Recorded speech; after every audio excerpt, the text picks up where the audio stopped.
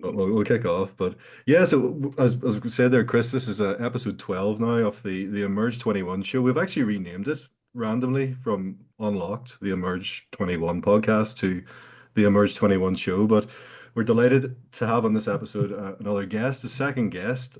So it's very early on in the guest list, but we've got Simon Johnston here today, who, as Chris, we were talking just beforehand. Simon, you've been in the space for quite a while. You've got a great background, great story to tell around your Bitcoin story, but also a business owner as well, which is kind of close to my heart as well. Business owners in the Bitcoin space. So it'll be great just to dive into a few things around your background, around your story, and around your business and how it all interlinks within the Bitcoin space. So Simon, thank you for coming, first of all, and thank you for joining us. It's great to have you here. I know we've been through this storm just over the last weekend, so it's been tricky trying to get you on the call. But yeah, thanks for coming. And how's things? How are you keeping? Yeah, no, thanks for having me, Chris and Alan. It's nice to be on this second guest on your fledgling show, and congratulations on 12 episodes. Um, Thanks. yeah, I mean it's been a pretty manic week. We had, as you know, and it would appear that the news spread because I was getting messages from friends in the States and various other corners of the world about the storm that blew through, and unfortunately we seem to get the brunt of it over where I live, and trees and telegraph poles were like uh, pins on a bowling alley. You got up in the morning, they were just everywhere, and the house was vibrating as we were lying in bed. Unfortunately, the roof stayed on, but it's caused a wee bit of just a bit of chaos in terms of a lot of people still don't have electricity. Ours has just gone back on. Fortunately, we had a genset, so we were okay from that point of view, but the internet's still off, so I'm actually down at my dad's here to record this, and I know that I've deferred this 2 weeks in a row with you guys, so I didn't want to do it a third week, so I thought, right, I'll just go and find internet somewhere. So thanks for bearing with me. But it's all good. Life is good, and I think it's difficult to be.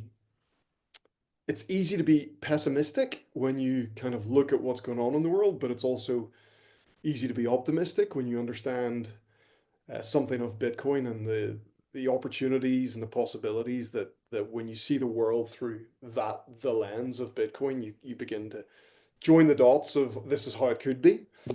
So I'm pretty excited, pretty enthusiastic, and we'll see what the next year holds.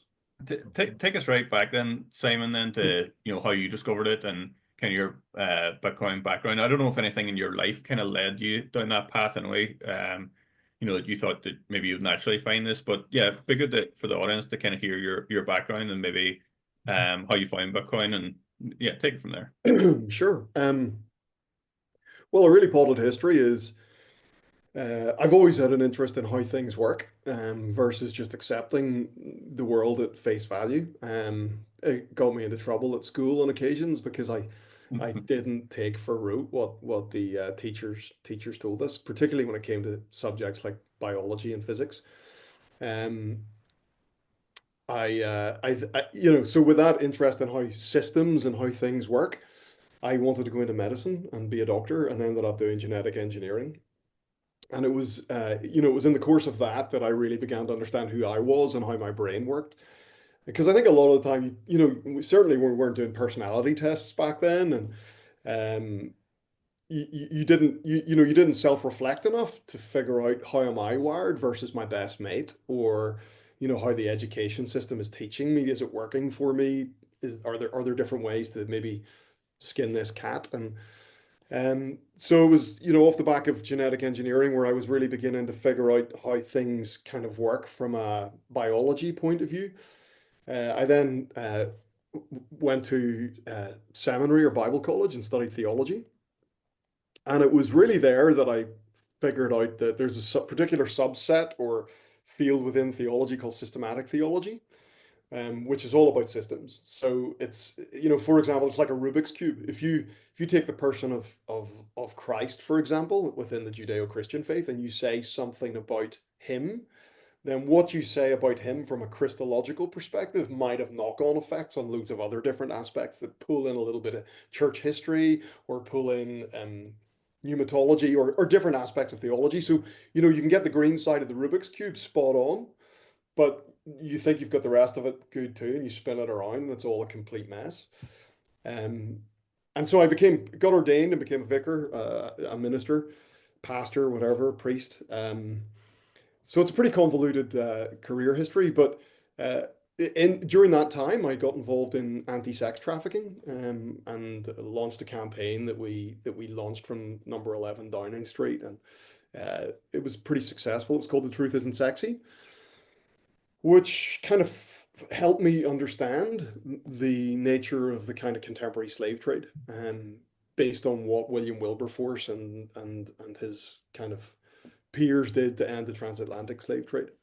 And the reason I got involved in that was because the church, the building that our church actually met in was the building that Wilberforce and his guys used to lobby government from which to end the slave trade. So it had a real kind of history to it. But trying to figure out the gangs, and particularly Eastern European gangs that were trafficking women in from Eastern Europe into London, and the money flows of that, and the incentive structure that created the opportunity for them to do that, as well as just the sheer injustice of it and the dehumanizing effect that it had on the girls. So then after that, after being involved in all of that, I moved back to Northern Ireland. I had to top my accent up because I'd been in the States a good bit, in Russia and wherever else. Uh, and was working in my dad's business, and then started my own business called Root and Branch Coffee, which was really an attempt to try and create sustainable, good business. And because my background was kind of genetic engineering, I had to do a lot of biochemistry. So I wanted to understand roasting from the point of view of what's going on when you roast coffee beans, but at the same time, not only be involved in roasting, but be involved in sourcing. So working with farmers in Ethiopia or Colombia or Kenya. And it's really through that I began to understand FX, like foreign exchange, like converting pounds to dollars or pounds to euros to dollars, and all the slippage or friction that happens on the way. And in the end, after all these kind of third parties or middlemen take their cut, the farmer's left with, pittance at the end of it. And then when they do get their pittance, it's subject to the president or the head of the country not devaluing their currency by 125% overnight, like Ethiopian farmers had experience of about 6 months ago with the bear. So it was that was part of it, and COVID hit, and I had several cafes, and I kind of jettisoned those. And at the same time, I was writing to Arlene Foster, who was the first minister at the time, kind of trying to relay to her what my take on COVID was based on my experience of studying, you know, microbiology and virology, albeit I wasn't postgraduate, but I had a good enough understanding that when the papers were coming out during COVID, my wife, who's a doctor, was looking at me every night in my study, just going through massive amount of information to try and assimilate it and try and understand what was going on. So I was writing to Arlene Foster saying, 200 years of influenza research has shown this, don't do that. And she writes back and goes, okay, well, we're not going to do that. And all of a sudden, in spite of the fact that she was in complete agreement with me, there was a massive pivot on her part, and she ended up just doing exactly what everybody else was doing, which helped me understand that actually politicians are just puppets. They don't ultimately make the real decisions that affect all of us on a day-to-day basis. So in spite of the fact she might have agreed with me, she might have agreed with me, or she was just appeasing me. Either way, it wasn't helpful. And then they announced that they were going to give, do you remember they were going to give all the families £100 cards, Yeah. to kind of assist and Small help business them. card. So it was in seeing this, and then seeing the massive amounts of money just flooding into the economy. I wrote to her and just said, this is going to become the most inflationary policy measure that we have ever experienced. And the people that you're trying to assist, you're ultimately going to end up really hurting. And that took me into the kind of a deep dive into kind of like economics, monetary history.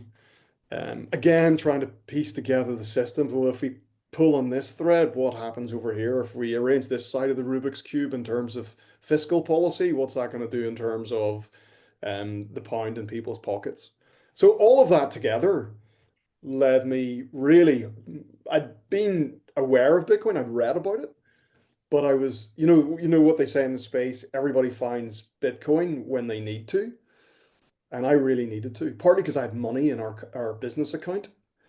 And I realized that very quickly, this is going to be eroded away to the total value of 2 bags of Tato crisps and a Snickers. Bitcoin is one of the most profound innovations of our time, and understanding it is more important than ever. That's why we're hosting the Bitcoin Breakthrough event, a live, 3-day experience designed to help you accelerate your understanding of Bitcoin. It's a virtual event. Just bring your phone or laptop. No hype, no pressure, just clear, honest discussions about how Bitcoin works and why it matters. You can join, listen, and learn at your own pace. No cameras, no speaking required. Just tune in and absorb. At the end, there's an opportunity to interact with us and ask questions if you'd like. If you've ever been curious about Bitcoin, this is your chance. Join us at our next Bitcoin Breakthrough live event. Go to Emerge21.com and look for the Bitcoin Breakthrough to take your first step. It was impressed upon me that I needed to do a unofficial PhD on Satoshi Nakamoto and what he delivered to the world. So that's kind of a long-winded backstory as to how I got involved in this space. Yeah, but to be honest, it's a fascinating background, first of all. And yeah, we were looking forward to this for a while. This conversation with you because of your background and because of your knowledge and because of what you've done in the Bitcoin space locally as well, and you could say globally as well. I think you onboarded a few farmers, isn't that what you did? Like you're telling the story of Ethiopia and the basically transactions you were doing overseas by them. I think you Yeah, mentioned. there's one farmer in Ethiopia that I have. I mean, so my company, the coffee company, is called Root and Branch Coffee, and Root and Branch is obviously, you know the idiom, or when people talk about, we need to create, politicians are always on about my company. Well, not my company, but they're always on about Root and Branch. We need to create Root and Branch change. Probably our dearly beloved Chancellor was talking about it today in her speech, which I haven't heard yet, but and probably won't.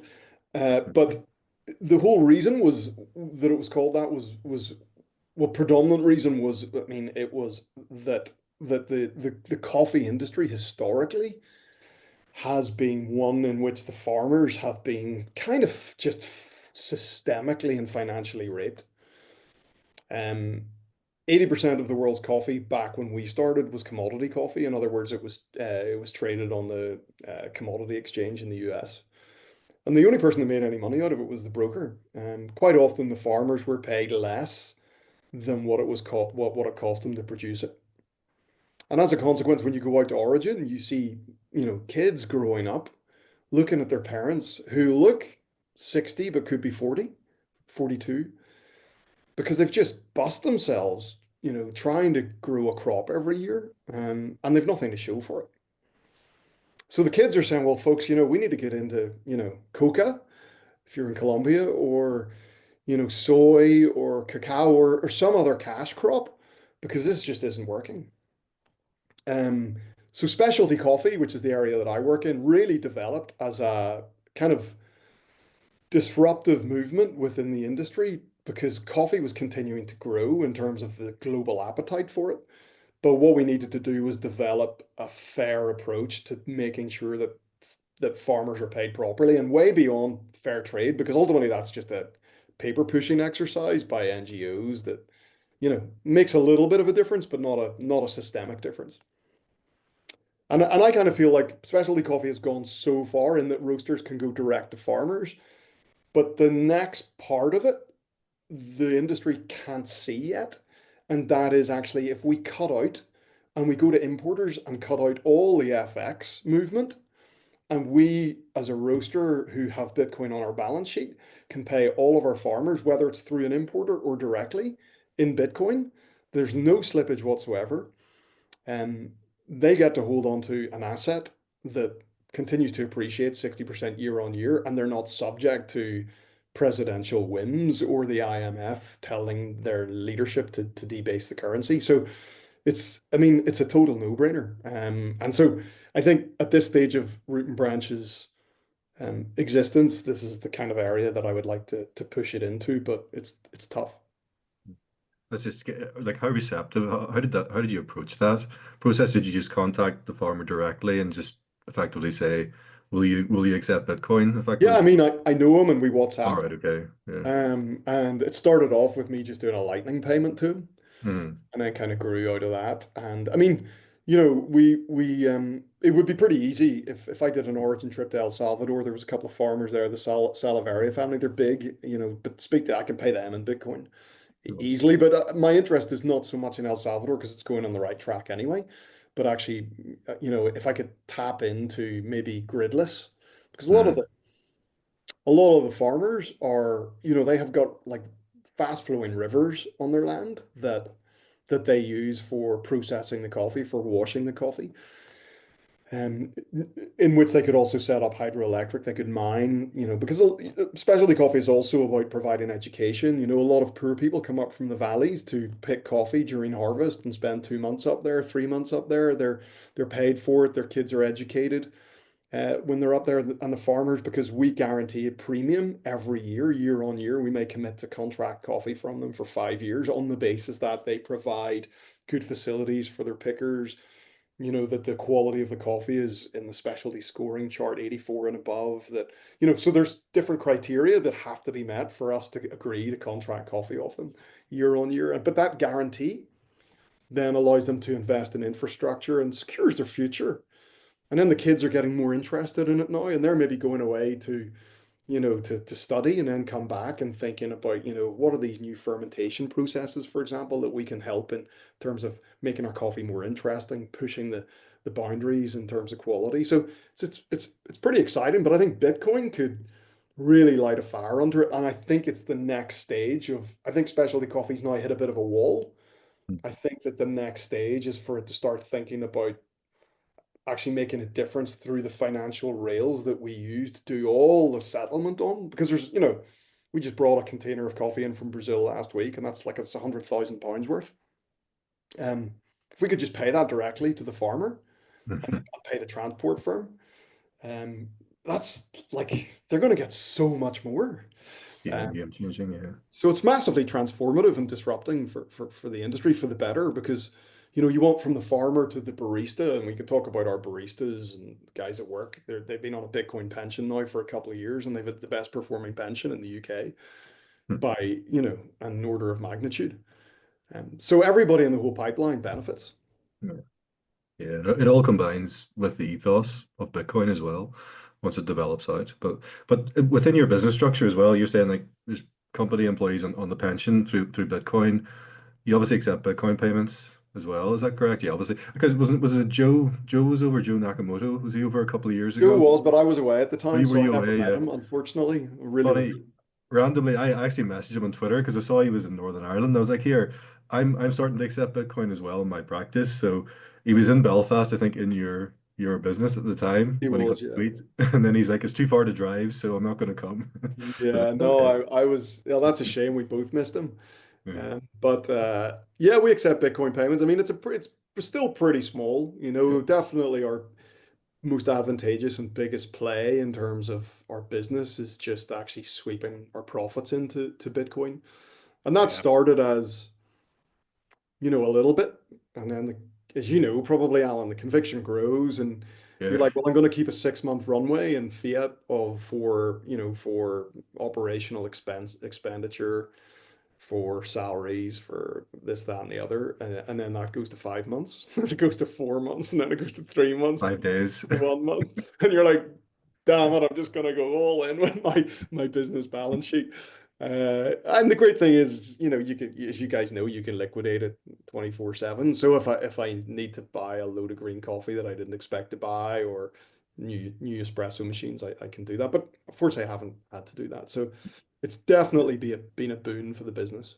Yeah. And maybe they keep it local then, and amazing to hear the work that you've done abroad as well, globally, with coffee farmers. Well, two questions. I mean, I haven't done all that work yet, Chris. A lot of Yeah, it but is some of it you touched on it, black-legged. and yeah, I know you're moving in that direction too. But say locally, I feel like you've done a lot of work locally. How are your employees receiving the kind of pension? Is it number going up? Technology convincing them more and more? Are you doing education with them in between? Are there any still skeptics there. It's just I'm always interested to hear locally in Ireland, UK, Northern Ireland how adoption is growing. And everything that we do here, yourself and others that we speak to are helping. I know it's small at the moment, but it is growing. And then a second question to lead on to that. I know you had a big part to play in the Bitcoin Northern Ireland meetup. You founded it, I think, from the beginning. I know you're not a fully active participant in that, but yeah, I would like to hear about that story. But yeah, how is local adoption, I suppose, in Northern Ireland from your perspective, going at people you work closest with, and then yeah, lead into the Bitcoin Northern Ireland startup then you had as well. Um, well, the guys at work, they were given the option of the employer contribution pension, which I was more than happy to continue with them, or we just drop that entirely, and I would pay them the equivalent in Bitcoin. So it was actually it cost me more to do that because it's not tax advantageous. But they're good guys, and I want to hold on to them. And they're in the same position as me, in that they've all got kids. Um, and as a barista, you're not on a consultant neurosurgeon salary or some big businessman. So it was like, guys, I would recommend this for X, Y, and Z, and I would set a personal goal of through your pension getting to point one of the Bitcoin, because if you do that, it's my belief, based on everything that I've understood, and probably some 10 to 15,000 hours deep into trying to grapple with monetary technology and where we're going as a country, as a world, with this current fiat system. Um, and they're up probably, what percentage did I calculate it out at the last time? I mean, it's massive compared to if they had put it into people's pension, or some standardized pension that the government had signed off on, that had authorized. So they're really grateful for it, and they do keep an eye on it, and uh, they are exploring it further. But I think definitely the hook is the number go up, and that they come to me, and one of them's like not from here, and he's like, I was thinking of maybe using a bit of it to buy flights to take my kids back to where I'm from. And I was like, you never sell it. I'm not letting you do that. Should I have to pay for your flights? You're not doing that. No, I didn't say that, but so there is some steer still required, but they're getting it. And it's Yeah. great to see. And there's more people coming in to pay with it. And they're like, oh, we just got a few payments in Bitcoin. Yeah, it's interesting because we had this discussion a couple of weeks ago as well. Like, what is it like if you're trying to onboard people to Bitcoin? Do you say, hold off, do all the education, do all the study, so you know what you own, and then get into it, because you shouldn't Mhm. really invest, if you want to say invest in stuff that you don't know, you don't understand. But at the same time, like when you witness this and you do a transaction yourself and you hold it yourself and you're witnessing, fiat going down, Bitcoin going up, it's an experience in itself. So yeah, I'm always interested in hearing those anecdotes as well from people. But yeah, number go up technology is powerful, and then sometimes one leads to the other. Sometimes so learning about it leads you to invest more in it, but sometimes investing in it leads you to want to learn more about it. So yeah, it's an interesting incentive system there. Yeah, I mean, I think they would love to invest more in it, but the difficulty is when you're not, in the service sector, hospitality sector, you're not, you don't have a lot of disposable income, especially if you've two or three kids. So Mm. it's tricky from that point of view. But at least, I know you guys know, a lot of your watchers will know that, you get to a certain percentage of a Bitcoin, and it's really just a matter of time until actually it's worth a significant amount of You're going to money. So retire your staff, Simon, and then you're going to have to hire someone in 10 years' time now, a whole new crew. yeah, yeah, bring it on. And then I suppose the whole NI Bitcoin thing was a very good friend, Richard, who I grew up with. We actually had our first business together when we were about eight, at the bottom of my driveway in Bangor. We used to read like the Hardy Boys and Willard Price, the Amazon Adventure, and that's right, share them with each other. And then when we both read them, we thought, right, let's set a table up at the bottom of my driveway, and people driving past or walking past could buy our old books off us. So we'd sell them for like 20p. So anyway, we've kind of grew up together, still very tight. He lives in Spain now.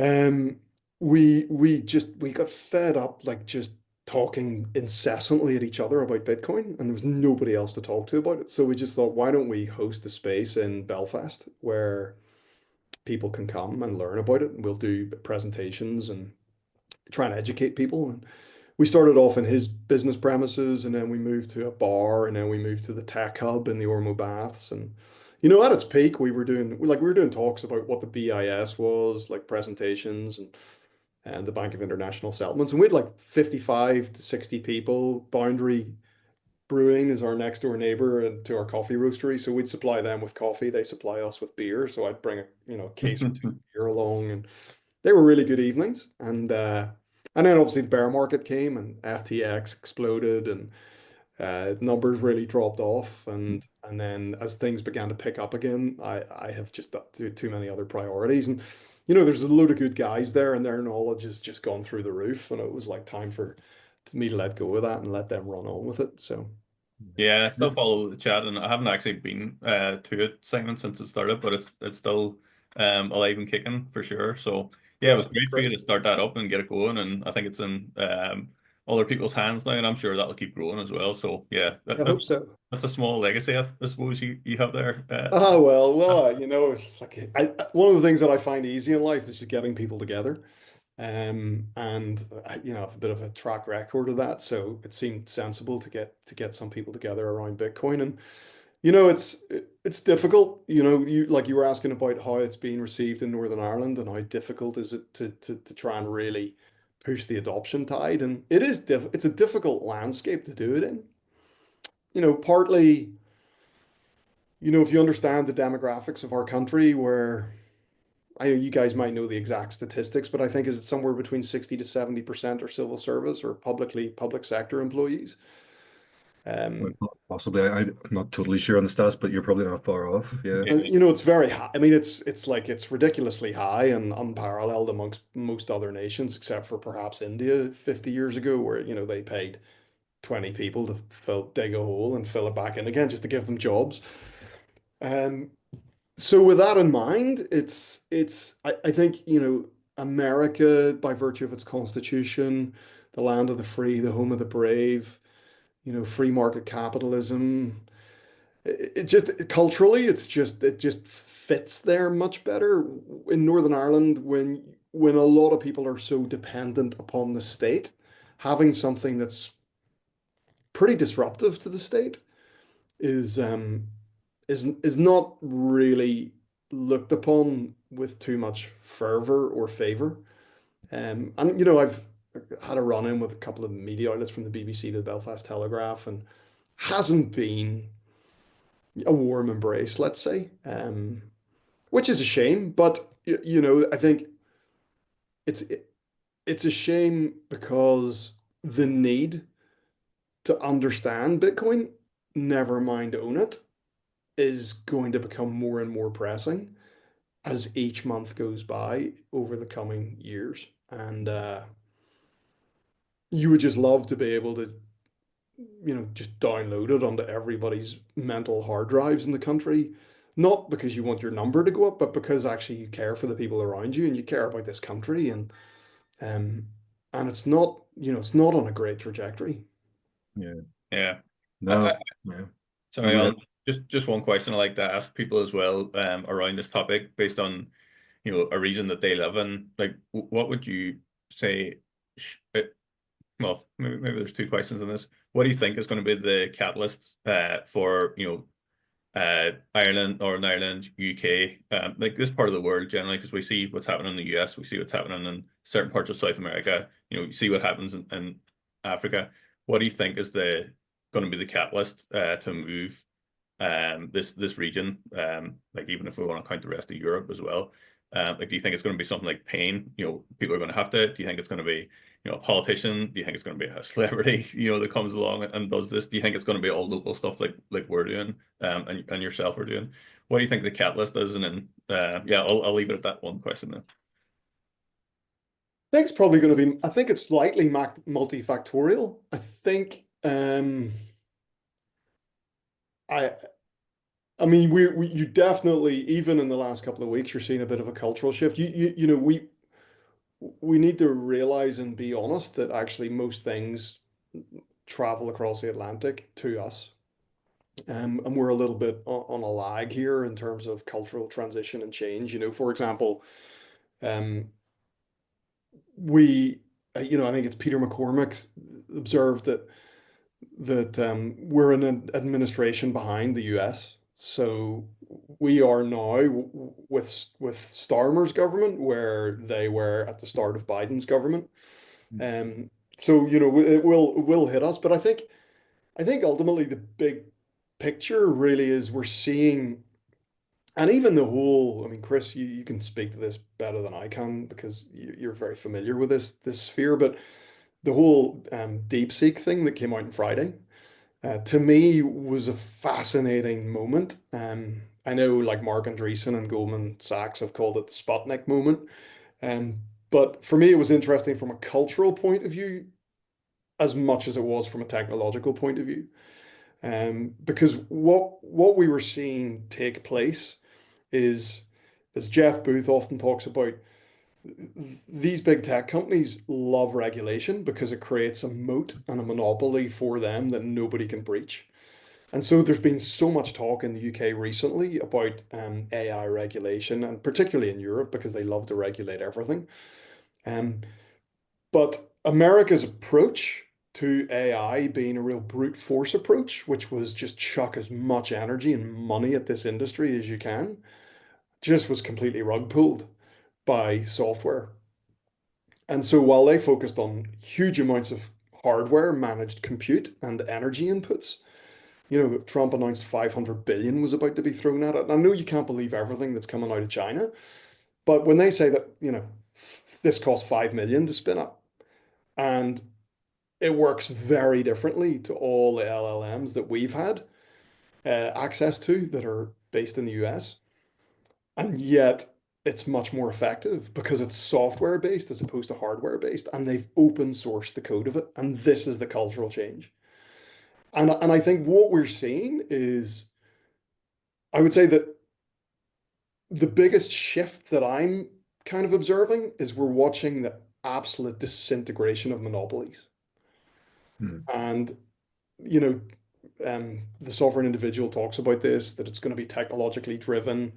And this decentralization process, I mean, this has happened time and time again throughout humanity. The area that I used to be involved in the church was called the Emerging Church, sort of fits in with your podcast name. And because I was so interested in emergent systems. And, the church has historically been so centralized. You had the Vatican and the Catholic Church, and then after the Reformation, you had the Presbyterians, and there was a degree of centralization, but without really capturing the essence of what following Jesus was about. And did get into a little bit of trouble within the institutional church for this, but it's all there in the Bible as far as I could tell. You've got this upper room discourse with the Last Supper where Jesus, in the moment of, if you're familiar with the Eucharist or or communion or the Passover, he takes the bread and the wine, and he takes the bread and he says, "This is my body broken for you. Take this, eat, and do this in remembrance of me." And Sid did the same with the wine. "This is my blood," etc., etc., etc. And then in Matthew at the end, he says, "Now go out and baptize all the nations, um, and basically teach them to obey all that I have told you." And so in that moment, you have this radical move from the most centralized religious belief structure to the most decentralized religious belief structure. That whole ingesting of the symbolically of the body of Christ and the blood of Christ is the moment that we go from central banks to distributed ledgers through nodes. And that's just one example in the Bible of this decentralization process. And so this breakdown of the monopoly of religion, the monopoly of fiat money, of the monopoly of tech, um, it's going to hit central banks. It's hitting central banks. It's the hardest one to break down is going to be governments, but it's going to happen. Because it's going to get to the point where people just aren't going to take it anymore. And you can't build a wall high enough when that happens. whenever Rachel Reeves or any of our, highly erudite representatives post anything on social media, just look at the comments. I mean, Great. it's not just because people that don't like them are on social media. It's because everybody can like just can't abide what they're talking about because everybody realizes the levels of incompetency in Westminster. And Mm. ultimately that will filter its way into the money that we hold. And it already is. I mean, it's losing purchasing power. Like she said today that we want to put more pounds in people's pockets. Well, instead of putting more pounds in people's pockets, why don't you focus on the quality of the pounds that you're putting in the pockets as opposed to the quantity? Yeah. Um, so I think naturally we're going to hit a tipping point, and it will be the old, Hemingway, gradually then suddenly. Mm. Yeah, and more and more, as you say, more and more people like funny. I just what you just said. I tweeted something similar back to her comment, which fell on deaf ears. Obviously, it's not going to impact much. But I think that's again, as coming back just as a business owner specifically from my own point of view as well. When you come to discover Bitcoin, you do the research to study. You feel like you want to tell everybody about it. Up until this year, I suppose it was just trying to talk to customers and trying to kind of advertise the fact even that I accept Bitcoin and I'm using Bitcoin in my business, etc. It was always a challenge because people kind of obviously from the mainstream media, the headlines they associate it with crypto. They've got a perception of that, and that potentially can reflect maybe negatively on the business. And funny, it was a conversation because I got to one of those Bitcoin meetups in Ormobas. This was like I when was it? remember, yeah, yeah, yeah. December 2022, I think it was. But I was talking to Richard afterwards about that very thing. But do you find have you from your business as well, have you spoke or sort of advertised the fact that you've embraced Bitcoin much to your clientele, your customer base, or is it something you generally just keep in the background as such on your balance sheets? Don't actively promote it as such in that respect, or I mean, do you there feel there like more have businesses will do that going it's forward? a good question. No, I mean, we've obviously got the Bitcoin logo on our door as you come in and on the bar, on the espresso bar, but the espresso bar is not it's really it's a marginal part of the business. So the for me the key would be not so much advertising that we take payments because it will always be such a small part of the business. Even the fiat that we take there, it's not that like we have cafes any longer that are just solely Yeah, consumer facing. The important part piece in this for me would be the actual, the work or the engine of the business, which would be, sourcing yeah, and transacting and using Bitcoin payment rails for all of the buying of green coffee. yeah.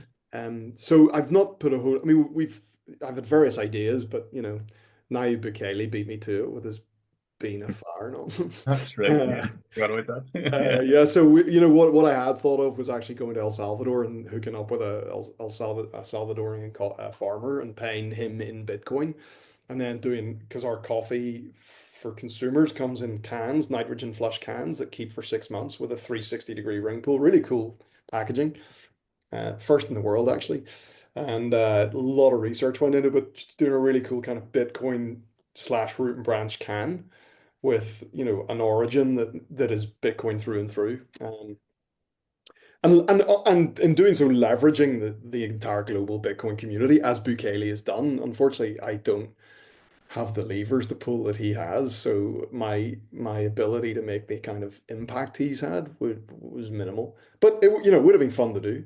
So I've just largely been just putting it on the balance sheet and starting to inquire through our importers because my visits to Origin have backed off massively after COVID because my wife's a really busy person.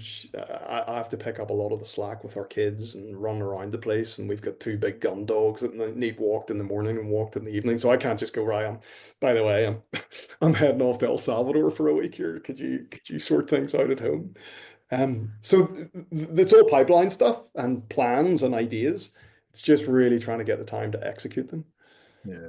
Yeah, I think that's the thing. I just try to integrate it into my business as much as possible, and even to the point where I'm trying to develop an eyewear brand specifically related to Bitcoin to Brilliant, Alan.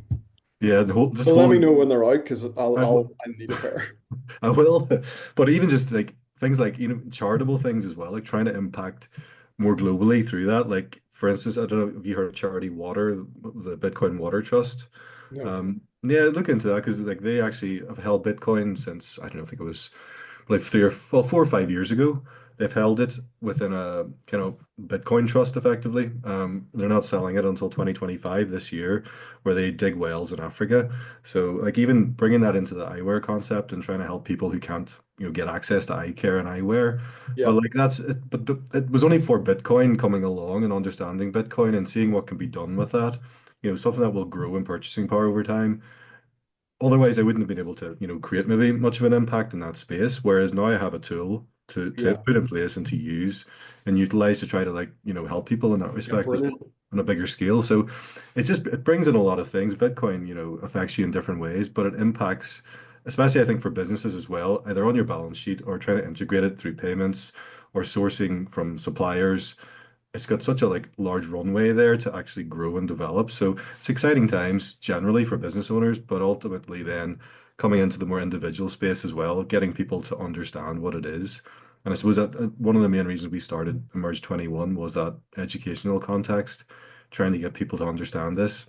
But it's hard sometimes. It's really hard. As you say, people are they've got their day to day. They're bringing up their kids, their families, disposable income, trying to figure out what to do on a daily basis. Never mind investing for the future. So, but yeah, it's really interesting and great just getting your insight behind what your business is doing, what you've done personally as well.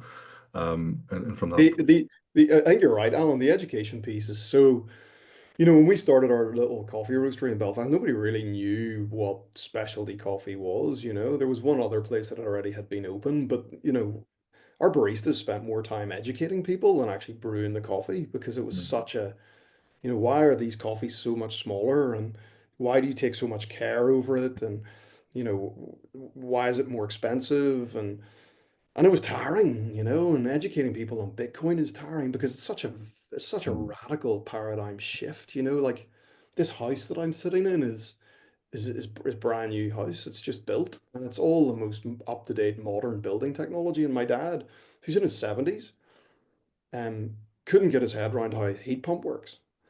And um, and so as a consequence, they've kind of built it weirdly because they've put all these fancy thermostats in, and with a heat pump, you don't need those. And then one of his neighbors said, "Oh, this thing's called heat miser, and it's a router.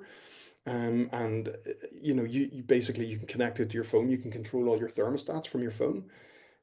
And I was like, "That you don't need to control thermostats. In fact, they shouldn't have put any of those in because the thermostat is on the heat pump, and ultimately." When your mind is so trained for 70 years of central heating where you've got oil or gas, and if the thermostat shows that the temperature's low, then you crank it up a little bit and you keep changing them, and so you're the inefficiency of going hot, cold, hot, cold, hot, cold versus a heat pump, which is so efficient because when you put it works on an energy coefficient. So for example, if you put like a kilowatt of energy into a radiator, you get a kilowatt of energy out. So it's 1 to 1. Well, actually, it's even less. So it's pretty inefficient. But with a heat pump, you get 4 to 1. So, or 1 to 4. You put 1 kilowatt in, you get 4 kilowatts out. And if you're really good and you can manage it like incredibly well, there are some guys can get 8 coefficient.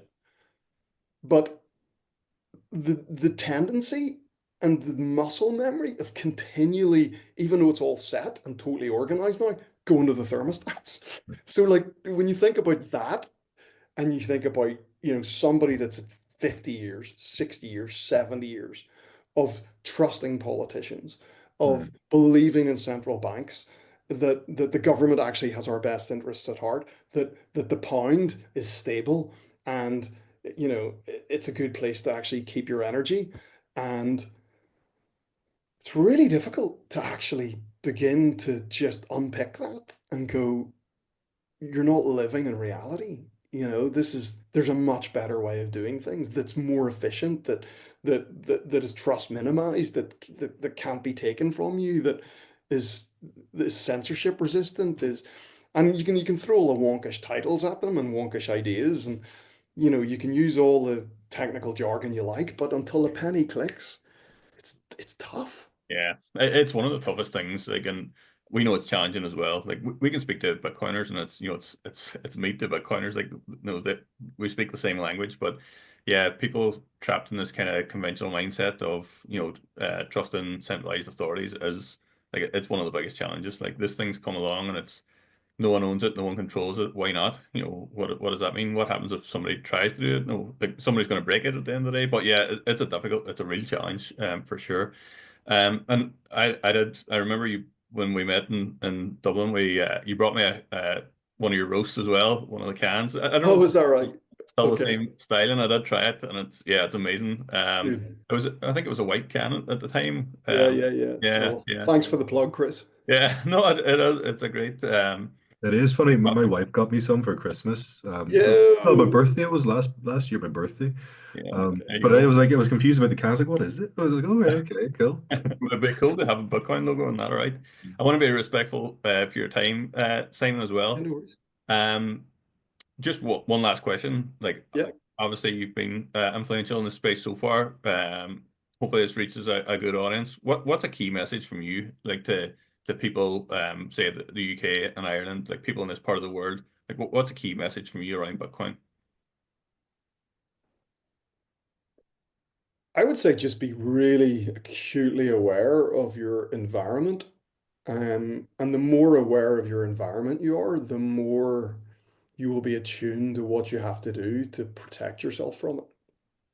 And when you read anything about history, about oppressive environments, it's not a sudden jolt quite often. It's a when I lived in Russia, I spent a lot of time with older people and just like asking them about what it was like to live under communism and how it materialized for the really old ones and it really impressed upon me this idea that oppression is not you get up in the morning and you're oppressed. It's an erosion of your freedoms over time, like death by a thousand cuts. And there are a couple of Bitcoin influencers that talk about it's just basically maths, and it's right. The fiat system is at end of days, and everything is downstream of economics, of money, including politics, education, healthcare. And as money breaks down, which it is, you're seeing everything else break down with it. Um, so every doctor I know, and I know a lot of doctors, are just struggling with the system. Um, Anybody in the public sector I know is struggling. Businesses are struggling. Um, my business would be struggling if it wasn't for the fact that I'd grokked Bitcoin a while ago. Because it literally is, and I know we say this kind of flippantly, but it really is a lifeboat. And the more acutely aware you are of what's going on around you, as the pound is the pressure release valve for the government, because we are running twin deficits, because tax receipts are dropping and everything is going in the wrong direction, the more seminal, the more important Bitcoin will become to you, to your family, to your business, to your local community. So I think my message would be just, eyes wide open. Yeah, Good point. fantastic. Yeah. No, wonderful. Like again, excellent summing up. A great message to give to anybody listening here, and hopefully anybody listening or watching has got a lot from this because great conversation, Simon. Really, really enjoyable. Really great to have you on talking through all this stuff. And Chris, do you have any final words? No, Any just thoughts? thanks for coming on and thoroughly enjoyed that, Simon. Great catching up with you again, and Oh, we'll do it pleasure. again in the future sometime. Great to see you guys too, and well done with everything that you're doing. Really good to hang out with you for an hour. Yeah, it's wonderful. Thank you. Cheers, Thanks, man. guys. Take care. All right, you too. Thanks. Bye bye. Bye.